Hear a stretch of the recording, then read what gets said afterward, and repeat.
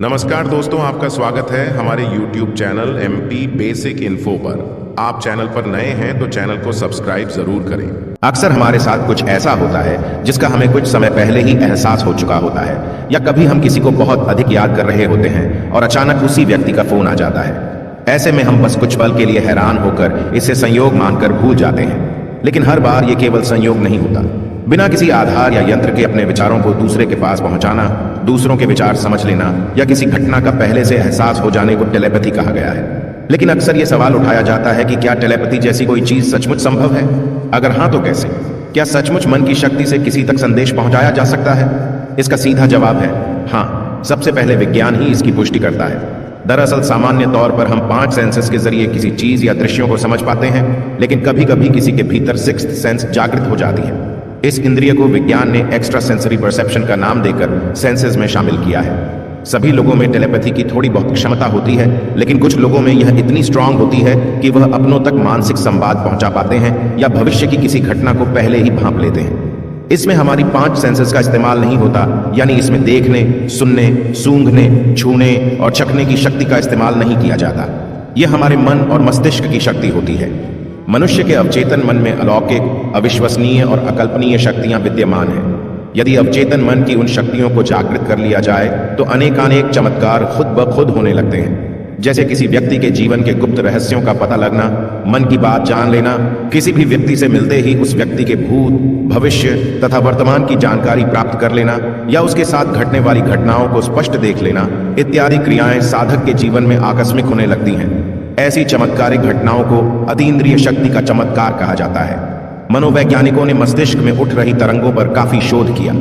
फलस्वरूप वे इस निष्कर्ष पर पहुंचे कि मन के अंदर की अवचेतन मन को यदि क्रियाशील बनाया जाए तो बिना किसी आधुनिक उपकरणों तथा बिना किसी संचार माध्यमों के भी मन के तरंगों को पढ़कर किसी भी व्यक्ति के मन के रहस्यों को जाना जा सकता है, तथा एक व्यक्ति दूसरे व्यक्ति के मन पर अपना प्रभाव डाल सकता है और उसे अपने मनोनुकूल कार्य करने को बाध्य कर सकता है। इसी आधार पर मनोवैज्ञानिकों ने 6th सेंस से संपन्न व्यक्तियों पर परीक्षण कर पता लगाया कि मनुष्य के मस्तिष्क में विचार उत्पन्न होते ही सारे आकाश मंडल में अल्फा तरंगों के रूप में फैल जाती है, जिसे कोई भी व्यक्ति अपने अंतर्मन को जागृत कर किसी भी व्यक्ति के मन में उठ रहे विचारों को पढ़ सकता है, अथवा हजारों किलोमीटर दूर घट रही घटनाओं को स्पष्ट रूप से देख सकता है।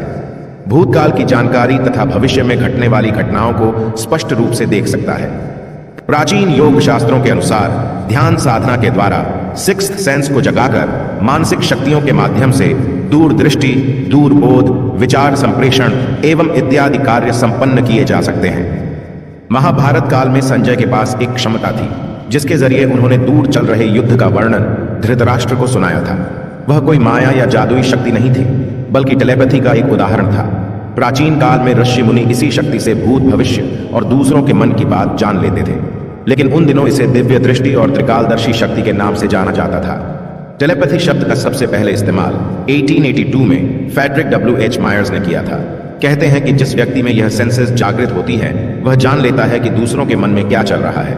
यह परमाणु विज्ञान का विषय है जिसमें टेलीपैथी के कई प्रकार बताए जाते हैं। टेलीपैथी के कई फायदे हैं। जब कभी आप अपने विचारों को मौखिक रूप से समझाने में सक्षम नहीं होते हैं, ऐसे समय में टेलीपैथी काम आती है।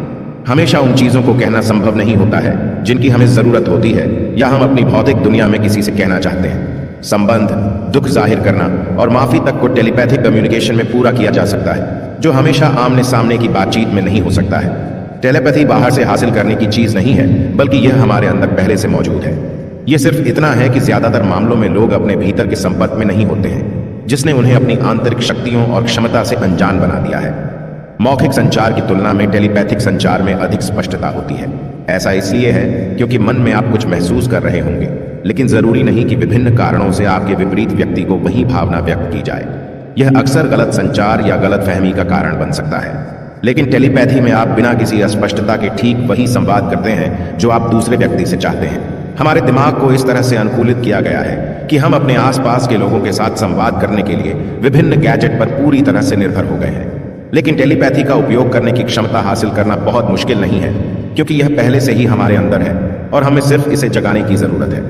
शुरू करने के लिए टेलीपैथी सबसे अच्छी तरह से उन लोगों के साथ की जा सकती है जिनके हम करीब हैं या जिनसे अधिक नियमित रूप से बातचीत करते हैं, जैसे कि आपका जीवन साथी, सबसे अच्छा दोस्त आदि। क्योंकि करीबी लोगों से आप पहले से ही किसी स्तर पर टेलीपैथिक रूप से संचार करने की अधिक संभावना रखते हैं।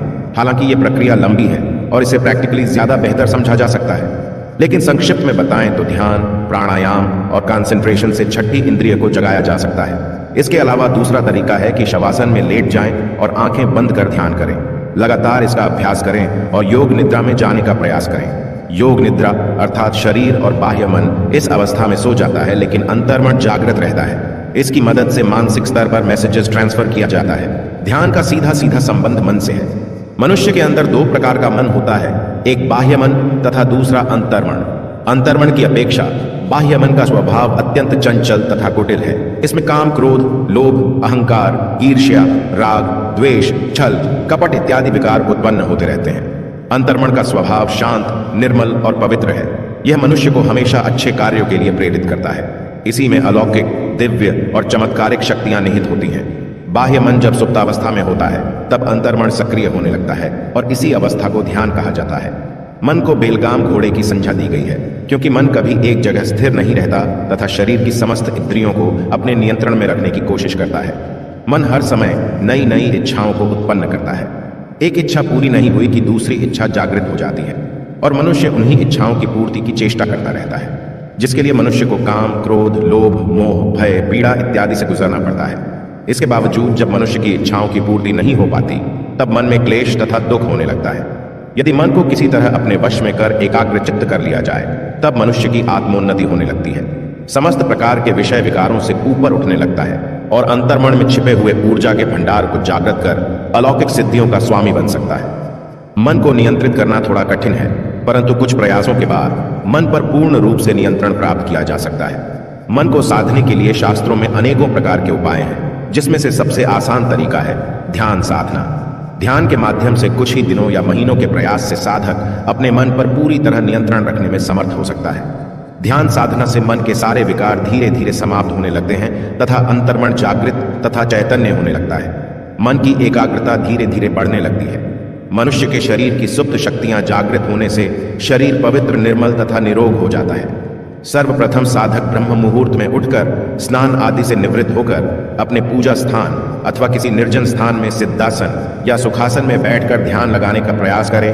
ध्यान लगाते समय सबसे पहले अपने आज्ञा चक्र पर ध्यान केंद्रित करे तथा शरीर को अपने वश में रखने का प्रयास करें। बिल्कुल शांत, निश्चल और स्थिर रहे तथा नियम पूर्वक ध्यान लगाने का प्रयास करें। सर्वप्रथम साधक जब ध्यान लगाने की चेष्टा करता है तब मन अत्यधिक चंचल हो जाता है तथा मन में अनेकों प्रकार के ख्याल उभरने लगते हैं। साधक विचार को जितना ही एकाग्र करना चाहता है उतनी ही मन विचलित होने लगता है तथा मन में दबे हुए अनेकों विचार उभर कर सामने आने लगते हैं। इसलिए ध्यान साधना को 3 आयामों में विभक्त किया गया है: विचार दर्शन, विचार सर्जन और विचार विसर्जन।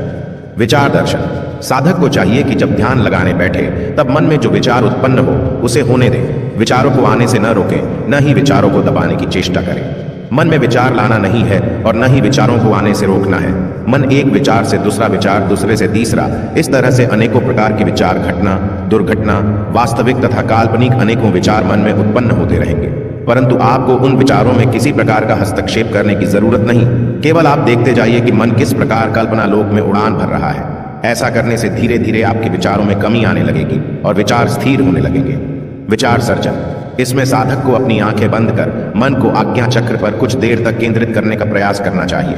तत्पश्चात मन में कोई विचार लाए और कुछ देर तक उस पर ध्यान को केंद्रित करें और उस विचार को मन से हटा दें तथा पुनः दूसरा विचार लाएं और उस पर भी कुछ देर तक ध्यान केंद्रित कर उसे भी मन से हटा दें। इस तरह मन में अलग अलग विचारों को लाते रहें तथा कुछ देर तक उस पर अपना ध्यान केंद्रित कर उसे हटाते जाएं। इस तरह करते रहने से धीरे धीरे मन थकान अनुभव करने लगेगा और कुछ देर के लिए कुछ सोचना बंद कर देगा। आपको ऐसा लगेगा कि मन आराम करना चाह रहा है। धीरे धीरे आप देखेंगे कि मन आपके काबू में होने लगेगा तथा विचार शून्य होने लगेगा। विचार विसर्जन: साधक अपनी आंखें बंद कर धीरे धीरे गहरी श्वास ले और धीरे धीरे छोड़े। कुछ देर बाद मन में कोई विचार आने दें। जैसे ही मन में कोई विचार आता है उसे तुरंत अपने मन से हटा दें। फिर मन में कोई विचार आए उसे भी हटा दें। इस तरह मन में उठने वाले सभी विचारों को मन से हटाते जाएं। ऐसी क्रिया को ही विचार विसर्जन कहा जाता है। इस क्रिया में साधक को चाहिए कि मन में उठने वाले विचारों को न रोकें, बल्कि उन विचारों को मन से हटाने का प्रयास करते रहना चाहिए। इस प्रकार से अभ्यास करते रहने से मन निर्विकार तथा निर्विचार होने लगता है और विचार शून्य की स्थिति बनने लगती है तथा अंतर्मन के जागृत होने से अलौकिक एवं चमत्कारिक दृश्य तथा घटनाएं ध्यान की अवस्था में दिखाई देने लगते हैं। दोस्तों, वीडियो को यहीं समाप्त करते हैं। यदि वीडियो अच्छा लगा हो तो चैनल को सब्सक्राइब और वीडियो को लाइक जरूर करें।